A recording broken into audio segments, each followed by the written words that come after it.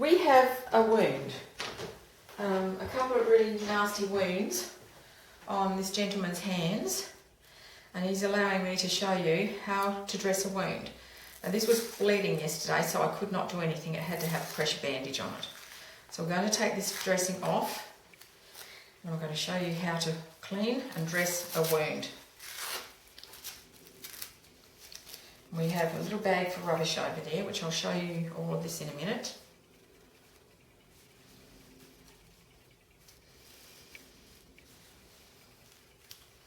Could get a bit sticky. This bandage is pretty grubby at the moment. We keep bandages, we wash them in hot soapy water with bleach so they can be used again. The dressings, sorry, okay, this is not looking too bad. You put the dirty dressings into a little rubbish bag. If the dressing is stuck to the wound, put wet cotton wool buds on there and let it soak off. Okay, now I want you to have a close look at this one here. It's quite sloughy. Sloughy means it looks like it could be infected. That could also just be some of the ooze coming from the wounds. So we have one big one there, and one just here. Alright, so I'll zoom in and let's see if we can get a little bit of a closer look on that.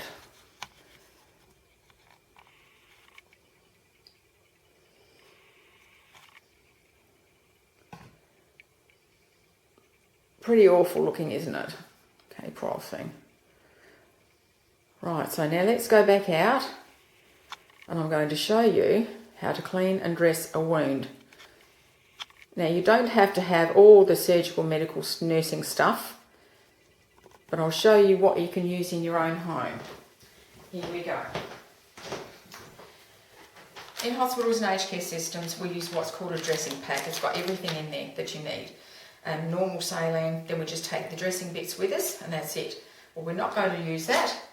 Down at your local pharmacy, you can buy all the dressing materials that you need. These are non-stick dressings, all different sizes. We've got Gelinet, which is paraffin gauze. The first thing we're going to do, because this is looking a little bit sloughy, is we've got our disinfectant in a little galley pot. If you don't have a galley pot, please get a clean bowl. Put a little bit of water in it, a few drops of your disinfectant, your antiseptic, okay? And then you clean it and you go around once, throw that away. You go around again once, throw that away. Now I'm using cotton buds here because it's got the antiseptic on it. Round one more time, once, throw it away. Now this one here, we're just going to roll this over this little wound here. All right, throw that away. This one here. And I want you to notice the colour of this man's skin around the edges of the wound. If at any time that becomes red and inflamed, then you probably have infection setting in. You need to get and see a doctor immediately. Now that we have our antiseptic on there, some antiseptics are so strong they will not just kill the bugs, but they will kill the new tissue growing. Now he's got a lot of hair there, so we're going to just very, very gently trim some of that hair off. Now notice I'm using surgical scissors, but you can buy all this stuff at your pharmacy or your local medical place, medical stores. So we just need to trim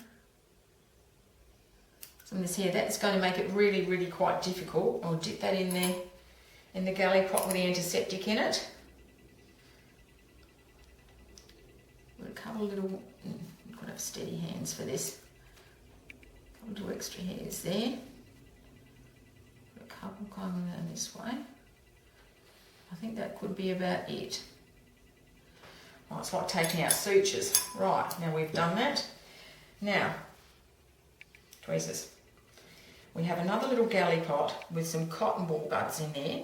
That's got water which has been boiled from the kettle and cooled. Oops, lost one. Start again. We give one wipe across the top, throw that away. Take another one out, wipe it around. See how it's coming up quite mucky? Throw that away. So it's basically one wipe.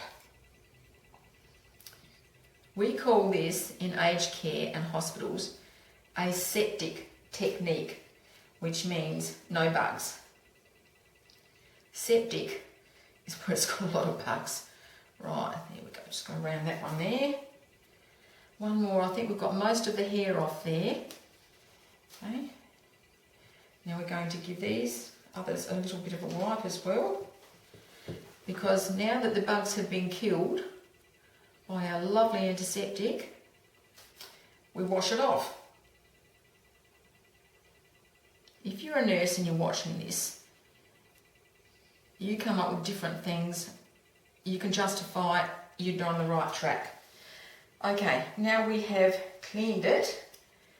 We will just let that air dry a little bit and we get some more fresh cotton buds out. Here we go. And dry around that. Now that's looking quite good. We just need to keep those hairs away from there, because that's going to make things a bit difficult when it starts to grow back. And remember, things like to grow in warm, moist, dark areas. They're like mushrooms, wounds. Think of it that way. So if it's covered up, a little bit moist.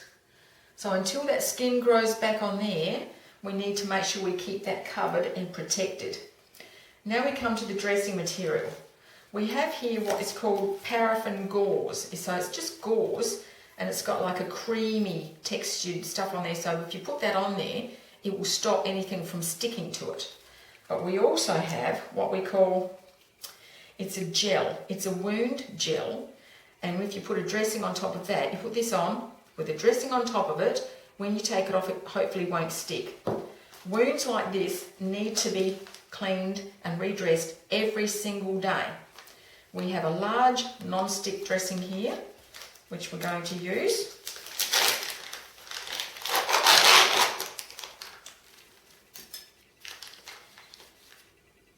So very, very gently, very carefully, we're going to squeeze a gob of this on. Here we go. A little bit over there.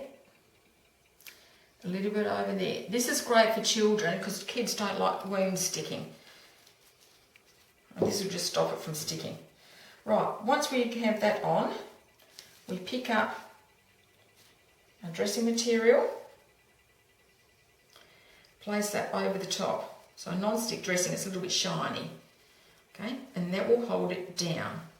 Now that you have done that, the last thing to do is to wrap it. I will explain about these silly things too. Never, ever, ever use these on anything. Throw them away.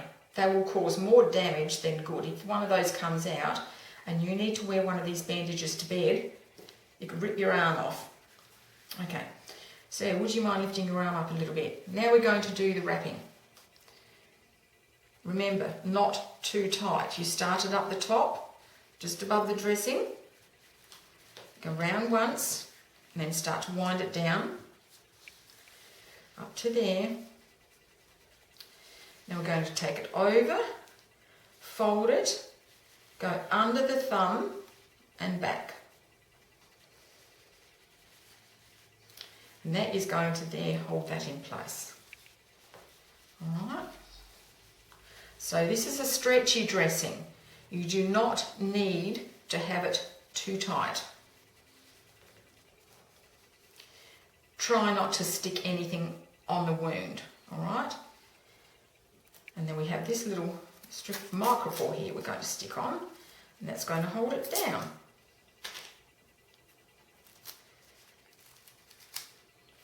And make sure before you start anything that you have everything clean, everything ready, and you give your hands one hell of a good wash.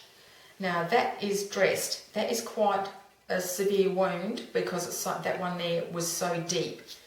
Now we can just run a little bit of cleaner over that and pop a couple of band-aids on that, but he's got very hairy hands, so we might just leave those for a little while and let them see if they'll dry out.